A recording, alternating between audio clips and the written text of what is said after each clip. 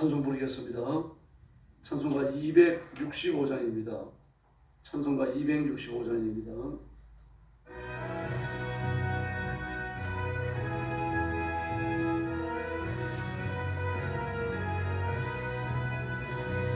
주 십자가를 지심으로 죄인을 구속하셨으니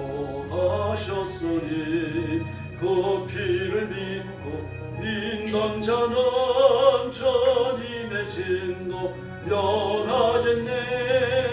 내가 그 피를 요할 거야네. 피를 볼 때에 내가 놀라워서 가리라. 흉악한 죄인 회수라로 예수를 높이 구원하네. 온몸을 피해 잠글 때에 주님의 진노 면하겠네. 내가 그 피를 요할 거야네. 피를 볼 때에 내가 놀라워서 가리라. 심판할 때에 모든 백성 행한 일대로 본받네. 주님의 피로 죄 씻으면 주님의 진노 면하겠네. 내가 그 피를 요할 거야네. 피를 볼 때에 내가 놀라워서 가리라. 구주의 사랑 그 신은혜 보혈의 능력을 지하세. 심판의 불이 내릴 때에 주님의 진노 면하겠네. 내가 그 피를 요할 거야네. 피를 볼 때에 내가 놀라워서 가리라. 할렐루야. 266장 부르겠습니다. 266장입니다.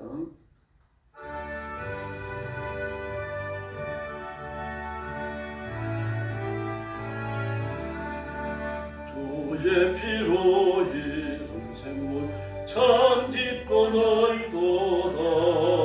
구원하는 거신 능력 다 찬송할지라. 찬송하세 주의 보혈 그 샘에 지금 나가. 죄에 깊이 빠진 몸 그 피로 씻어 말지네. 죄악 세상 이김으로 거룩한 길 가는 나의 마음 성전 삼고 주께서 계시네. 찬송하세 주의 보혈 그 샘에 지금 나가. 죄에 깊이 빠진 이몸 그 피로 씻어 말기에.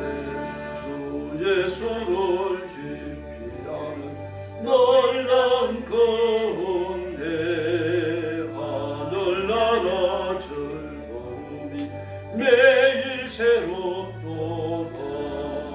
찬송하세 주의 보혈 그 샘에 지금 나가. 죄에 깊이 빠진 이몸 그 피로 씻어 말기네. 할렐루야.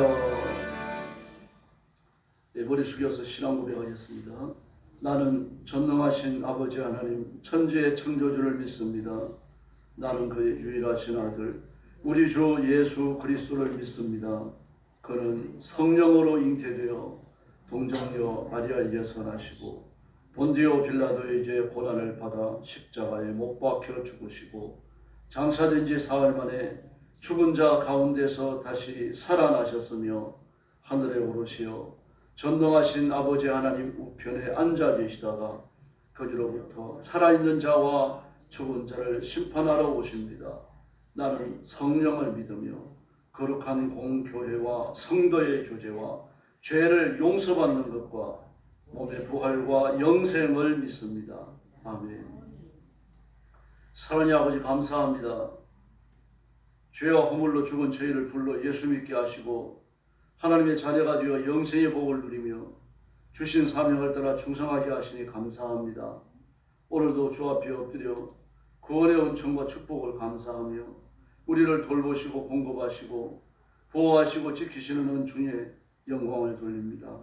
오늘도 엎드린 성도들을 기억하셔서 하나님의 가슴에 품어주시고 한없는 복을 허락하여 주시옵소서. 오늘도 죽음의 전쟁터와 재난의 현장과 땅 끝까지 이르러 복음 전하는 선교사님들, 주의 종들, 사랑하는 성도들을 기억하시고 그 가정과 가족을 보호하시며 때를 따라 돕는 은총, 흡족한 은총을 더하여 주시옵소서. 오늘 아침도 큰 복을 주시기 원하오며 예수님의 이름으로 간절히 기도 올리옵나이다. 아멘. 하나님 말씀 공독하겠습니다. 요한복음 16장입니다.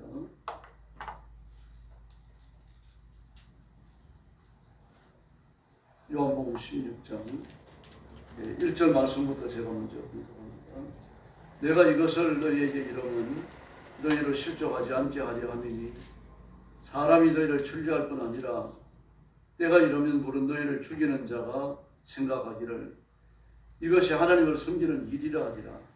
그들이 이런 일을 한 것은 아버지와 나를 알지 못함이라. 오직 너희에게 이 말을 하는 것은 너희로 그 때를 당하면 내가 너희에게 말한 이것을 생각나게 하려 함이라. 처음부터 이 말을 하지 아니한 것은 내가 너희와 함께 있었습니다.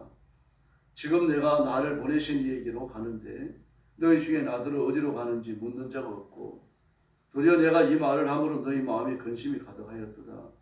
그러나 내가 너희에게 실상을 말하노니 내가 떠나는 것이 너희에게 유익이라. 내가 떠나가지 아니하면 보혜사가 너희에게로 오시지 아니할 것이요 가면 내가 그를 너희에게로 보내리니 그가 와서 죄에 대하여 의에 대하여 심판에 대하여 세상을 책망하시리라. 죄에 대하여라 하면 그들이 나를 믿지 아니하며 의에 대하여라 하면 내가 아버지께로 가니 너희가 다시 나를 보지 못하며 심판에 대하여라 하면 이 세상의 임금이 심판을 받았음이라. 내가 아직도 너희에게 이를 것이 많으나 지금은 너희가 감당하지 못하리라. 그러나 진리의 성령이 오시면 그가 너희를 모든 진리 가운데로 인도하시리니 그가 스스로 말하지 않고 오직 들은 것을 말하며 장래 일을 너희에게 알리시리라. 그가 내 영광을 나타내리니 내 것을 가지고 너희에게 알리시겠음이라. 무릇 아버지께서 있는 것은 다 내 것이라. 그러므로 내가 말하기를 그가 내 것을 가지고 너희에게 알리시리라 하였노라. 조금 있으면 너희가 나를 보지 못하겠고 또 조금 있으면 나를 보리라 하시니 제자 중에서 서로 말하되 우리에게 말씀하신 바 조금 있으면 나를 보지 못하겠고 또 조금 있으면 나를 보리라 하시며 또 내가 아버지께로 감이라 하신 것이 무슨 말씀이냐 하고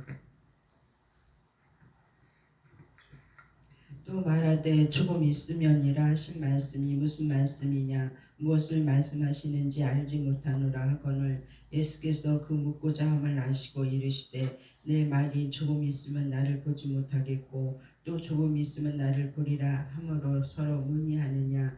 내가 진실로 진실로 너희에게 이르노니 너희는 곡하고 애통하겠으나 세상은 기뻐하리라. 너희는 근심하겠으나 너희 근심이 도리어 기쁨이 되리라. 여자가 해산하게 되면 그때가 이르렀으므로 근심하나 아기를 낳으면 세상에 사람 낳은 기쁨으로 말미암아 그 고통을 다시 기억하지 아니하느니라. 지금은 너희가 근심하나 내가 다시 너희를 보리니 너희 마음이 기쁠 것이요 너희 기쁨을 빼앗을 자가 없으리라. 그날에는 너희가 아무것도 내게 묻지 아니하리라. 내가 진실로 진실로 너희에게 이르노니 너희가 무엇이든지 아버지께 구하는 것을 내 이름으로 주시리라. 지금까지는 너희가 내 이름으로 아무것도 구하지 아니하였으나 구하라 그리하면 받으리니 너희 기쁨이 충만하리라. 이것을 비유로 너희에게 일렀거니와 내가 이르면 다시는 비유로 너희에게 이르지 않고 아버지에 대한 것을 밝히 이르리라.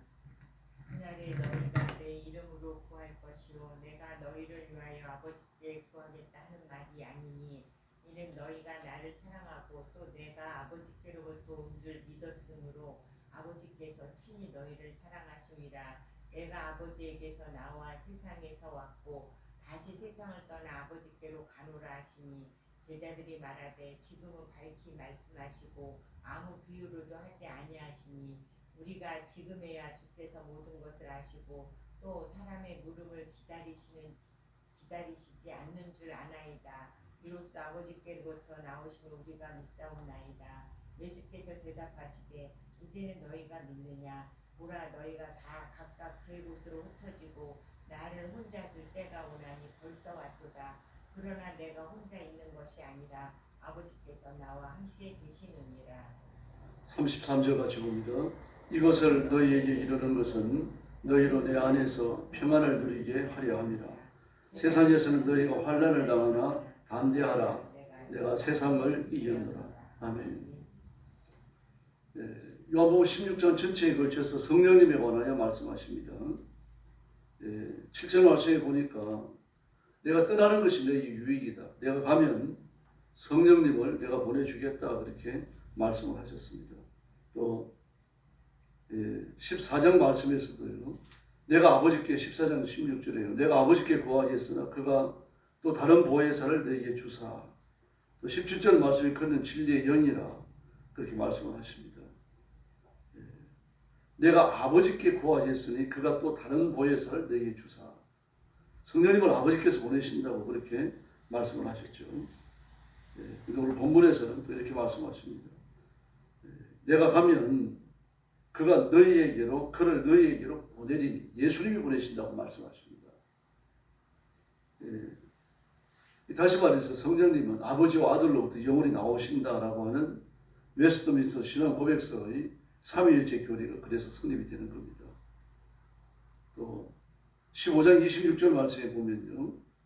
내가 아버지께로부터 너희에게 보낼 보혜사 그렇게 말합니다. 또 아버지께로부터 나오시는 성령님 그렇게 말씀을 하십니다.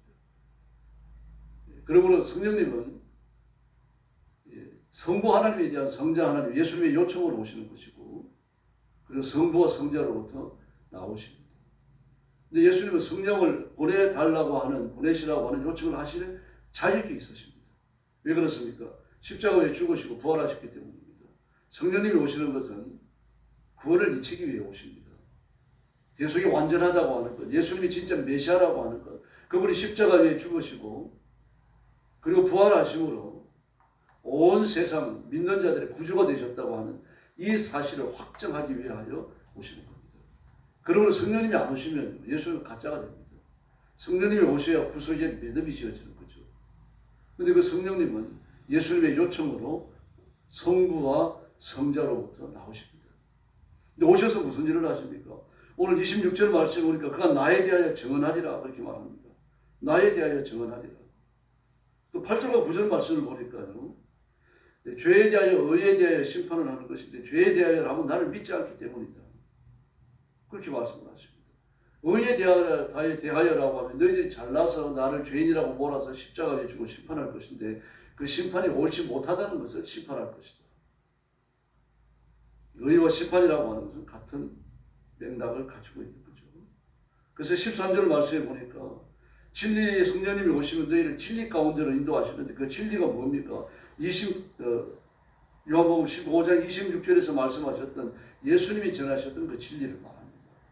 예수님은 이 땅에 오셔서 아버지 하나님 메신저였죠. 하나님이 주신 말씀을 말씀하셨고 하나님이 하라고 하신 구속 사역을 이루십니다. 그리고 예수님 자신이 메시아라고 하는 사실을 수많은 기적을 통하여 증거하셨어요. 그래서 요한복음 14장에서 나를 본 자는 아버지를 보았거니라고 말합니다. 아버지의 메신저로 왔기 때문에 예수님은 아버지를 보여주는 일에 최선을 다하셨던 겁니다. 말씀도 일으키시는 기적도 예수님의 호흡 하나까지 아버지를 증거하는 것이 목적이었습니다. 근데 예수님은요, 성령님은요, 예수님을 증거하는 겁니다. 예수님이 메시아라고 하는 사실을, 예수님이 유일한 구세주라고 하는 사실을 증거하는 겁니다. 그래서 예수님이 하신 말씀은 생각나지 않은 겁니다. 그래서 우리가 성경을 읽어야 할 이유가 여기 있는 겁니다. 성경을 읽지 않는다면, 우리 머리와 우리의 가슴이 텅 비어 있다면요, 그래서 몇 마디 말씀밖에 남아있지 않다면요,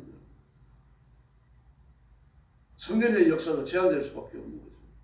그래서 말씀을 부지런히 읽고 말씀이 우리를 지배하도록 성령님께 맡겨야 할 줄로 믿습니다. 흔히 그런 말을 했어요. 특별히 한국교회 부흥의 시기에, 구약은 성부의 시대고 신약은 성자의 시대고 지금은 성령의 시대다, 그렇게 말하는데, 옳지는 않습니다만 일면 또 맞는 부분도 있습니다. 왜 그렇습니까? 구약은 역사의 전면에 나서셔서 그 백성을 일으키시고 그 하나님의 나라를 또 건국하시고 그 백성을 이끌어 가나안 땅에 정착하게 하시며 이스라엘 백성들을 중심으로 해서 인류의 역사가 흥망성쇠를 거듭해 가는데 그 모든 일을 주관하시는 분이 아버지 하나님이십니다. 성부 하나님의 사역으로 구약 성경에 기록되고 있죠. 그렇게 역사의 전면에 나타나십니다. 예수님은요, 여호와의 신으로 조금 언급이 됩니다. 성령님은요, 왕이나 선지자나 제사장, 하나님의 일을 하는 특별한 사람들, 그 소수의 사람들에게 임하여 계셨어요. 그 성부의 시대라고 할 만한 거죠. 꼭 맞는 말은 아닙니다. 그 모든 사역들이 삼일째 하나님의 협력적 사역입니다. 이 배경에 깔려있거든요. 또 예수님은요, 인간의 몸을 입고 이 땅에 찾아오셔서 죄인을 대속하기 위해 십자가에 죽으시고 부활하십니다. 죄인이 구원받은 모든 구속의 조건들을 예수님은 빠짐없이 구비하십니다. 그리고 죄인들을 설득하여서 자신이 메시아라는 사실을 믿도록 그렇게 도전하십니다. 병자를 일으키고 그 교만하기 짝이 없는 율법사, 대제사장, 제사장들을 논쟁을 통하여 물리치시고 악한 영들을 몰아내시면서 하나님 나라를 굳건히 세우시는데 이 모든 일들이 예수님의 주관하에 이루어집니다. 역사의 무대에 예수님이 전면에 계신 거죠. 성령님은요, 예수 믿는 모든 사람들이 보편적으로 임하십니다. 그러나 예수님으로 시작되고 예수님으로 진행되고 예수님으로 마무리되는 이 일 속에 성령님의 구원 사역이 결실하게 되는 겁니다. 그런 의미에서 특수한 거죠. 그러나 성령님은 이 모든 역사의 진행 배후에 계시면서 악한 영들과 마귀의 역사를 물리치십니다. 하나님의 백성들이 하나님의 나라가 역사 속에 경고하도록 도우시는 겁니다. 그 성령님의 역사죠. 예수님은요, 하나님 우편에서 중재 대언 사역을 진행하고 계십니다. 성부 하나님께서는 공중소리 정도로 나타나셨죠. 지금은 우리의 기도를 들으시고 우리의 예배의 경배를 받으시고 그리고 우리와 영적으로 교통하시는 분들이 계십니다. 성령 시대라고 말합니다. 그리고 성령님께서 구원의 중심에 계시고 결실의 중심에 계시고 성도를 걸어가게 하고 이 모든 인류의 역사가 하나님의 나라와 대적하지 못하게 하는 이 균형을 이루고 계시는 분이 바로 성령님이십니다. 그리고 성령님은 자신의 일을 위해서 스스로 일하시는 게 아니라 예수님이 메시아라는 사실을 증거하고 예수님이 전하신 말씀이 우리들 가슴에 열매 맺도록 역사하십니다. 단독적 사역이 아니죠. 예나 지금이나 앞으로도 마찬가지입니다. 성부 하나님의 상호 내주, 상호 협력하시면서 하나님의 구원을 이끌어 가십니다. 그래서 예수님은 이 땅 위에 계시면서 진리를 전하기 위해서 최선의 노력을 다하시는 게 아버지의 말씀이었습니다. 성령님은 하나님의 백성들을 하나님의 사람을 진리 가운데로 이끄시는데 바로 그 진리가 예수님의 말씀입니다. 하나님의 말씀이 따로 있고 예수님의 말씀이 따로 있습니까? 그렇지 않습니다. 삼위일체 하나님의 말씀이십니다. 하나님께서 선지자의 계시를 주셨다고 해서 거기에 성자 하나님, 예수님과 그리고 성령 하나님의 간섭이 없는 게 아니죠. 선택된 선지자도 제사장도 죄인이에요. 그 죄인이 하나님의 말씀을 들으면서 감동되고 하나님의 말씀을 아멘으로 받고 그 말씀을 전하기 위해서 애쓰고 노력할 때 그 배후에 성령님의 직접적 역사가 있는 겁니다. 성령님의 역사 없이 어느 시대에 어떤 종들도 그 사역을 감당하지 못합니다. 그런 배후에 가려져 있었죠. 지금은 전면에 나서십니다. 성령님 역사가. 그런 의미에서 합니다. 뿐만 아닙니다. 성령님은 고난을 당하는 기쁨을 누리게 하십니다. 복음을 전하고 하나님 앞에 예배하고 신앙의 성전을 지켜나가고 믿음의 정조를 지켜나가는 그 모든 과정에서 고난이 오고 환난이 옵니다. 세속과 타협하지 않아야 되니까요. 이게 뭐 복음을 제한하는 국가든 복음을 자유롭게 풀어놓는 국가든 어쨌든 그리스도인은 세상에서 핍박을 당하게 되어 있습니다. 그게 마귀의 역사입니다. 이 모든 과정에 고난을 당하고 제한을 당하고 어려움을 겪지만 결국 만족함을 누리고 기쁨을 누리고 하나님 앞에 감사하게 하는 것, 그분이 성령님이신 줄로 믿습니다. 네. 요한복음 14장에서 성령님을 또 다른 보혜사라고 불렀죠. 또 다른 보혜사. 예수님이 보혜사인데 성령님은 오시는 또 다른 보혜사라는 얘기입니다. 이 보혜사라는 말은 헬라어로 파클레테인데 번역하기 몹시 어려워요. 뭐 상담자, 안위자, 인도자 뭐 이런 식으로 번역됩니다. 외국 성경에는요. 그리고 우리말에는 보혜사입니다. 보는 보호한다는 뜻이죠. 해는 은혜를 베푸신다는 뜻이죠. 사는 스승이라는 뜻입니다. 그리고 한 단어 안에 성령님이 하시는 모든 일들이 이렇게 집결되어 있는 단어는요. 우리 한국어가 유일합니다. 영어로 카운셀러 그러면요. 그냥 상담자라는 의미밖에 없어요. 또 영어로 가이드 그러면 안내자라는 말밖에 없습니다. 성령님은 카운셀러 가이드 그렇게 불러요. 그게 번역합니다. 그럼 우리는 보혜사입니다. 보혜사라는 말이 보혜사라는 언어가 성령님 이외에 적용된 또 다른 예가 있습니까? 이 세상에서 누구를 보혜사라고 부릅니까? 예수 안 믿는 사람들이 보혜사라고 부르는 분이 있습니까? 없어요. 오직 성령님만 보혜사이신 줄로 믿습니다. 그래서 성령 충만을 위해서 기도해야 돼요. 성령 충만하면 성령님의 지배 아래 있는 거죠. 사람은 가슴에 무엇이 충만하든 그 충만한 것에 지배를 받게 되어 있습니다. 미움이 충만한 사람은 미워하게 되어 있어요. 그 마음속에 욕심이 충만한 사람, 무엇에 관한 욕심이 충만한 사람은 그걸 이루려고 해서는 겁니다. 이재명 씨 보십시오. 대통령 되려고 말입니다. 수십 년에 걸쳐가지고 그 많은 죄들을 지으면서 세상에 정권 5범에 12가지 혐의를 받고 재판을 5개나 받고 있는데 대통령이 되어 있어요. 하나님께서 이 고난을 대한민국에 허락하시는 건 결국 한국 교회를 보셨기 때문입니다. 한국 교회가 이 숙제를 풀어가야 돼요. 우리가 해야 될 일입니다. 악인이 역사의 정면에서 영광을 받고 의인은 숨죽게 지내야 되는 그런 시대가 시작된 겁니다. 하나님 앞에 정말 그리스도인들이 눈물로 금식으로 기도해야 될 때가 온 겁니다. 예, 그리스도인 극작가 그 작가 중에서요 소설도 쓰고 또 선교도 하고 그랬던 분이 프랜시스 사비에라가 있습니다. 이번에 일본 선교차 일본에 들렀다가 어느 한 지역에 머무는 선교를 안 했으면 순회 선교를 많이 했어요. 한 도시에서 설교하고 있는데 어떤 사람이 말할 것이 있다면서 다가온 겁니다. 그리고 가까워지니까 얼굴에 침을 탁 뱉고는 돌아서서 가버렸어요. 기가 막힌 거 아닙니까? 그런데 그는 이렇게 얘기했습니다. 나는 마음속에 분노가 생기거나 그에 대한 저주의 마음이 생기거나 그렇지 않다. 나는 그리스도가 아니라고 하면 모든 사람이 나한테 침뱉는 그런 보잘것없는 인간이라고 하는 것을 생각하게 됩니다. 대단하죠. 성령님이 그 마음에 계시니까 그렇게 되는 겁니다. 설교하고 났습니다. 예배를 인도했습니다. 하나님의 말씀을 전했어요. 그런데 와가 그 설교를 들은 사람이 와가지고 침을 뱉고 와버리는 거예요. 그 순간 예수님이 아니시나 나는 이게 무가치한 인간이구나. 이걸 깨달았다는 게 인간의 힘이 아니죠. 성령님이 그 마음속에서 뜨겁게 역사하고 계셨기 때문입니다. 그럼 성령님을 거스러서 안 되며 성령님을 근심하게 해서 안 되며 성령님을 소멸해서 안 됩니다. 전부 다 성경에 나와 있는 말씀이죠. 그래서 우리는 성령님께 순종하고 성령님의 감동 앞에 따라야 되고 성령님의 감동을 주실 때 즉시 엎드려야 됩니다. 미뤄서 안 됩니다. 길을 걸어가다가도 죄가 생각나면 바로 회개하셔야 돼요. 성령님 만지심이거든요. 길을 지나가는데 하나님께서 누구를 도와주면 좋겠다라는 그런 감동을 주십니다. 그럼 즉시 시험하셔야 돼요. 이렇게 될 때 우리의 영성이 깊어질 줄로 믿습니다. 성령님의 역사를 자꾸 제한하면요 결국 성령님이 치고 가지고 일을 안 하십니다. 오늘 새벽도 엎드려 기도하시면서 내가 성령님을 제한한 적이 없는가 자신을 돌아보며 기도하시고 온 마음을 다하여 성령님께 굴복하겠다는 결단을 해주시고 그리고 성령의 은사, 성령의 권능을 구하시기를 바랍니다. 그 능력에 붙들려 승리하고 하나님 앞에 쓰임받는 존귀한 일꾼들이 되기를 예수님의 이름으로 축원합니다. 기도하겠습니다. 자비하신 아버지 하나님 감사합니다. 오늘 새벽도 저희를 불러 하나님 앞에 엎드리게 하시고 이 말씀을 주시니 감사합니다.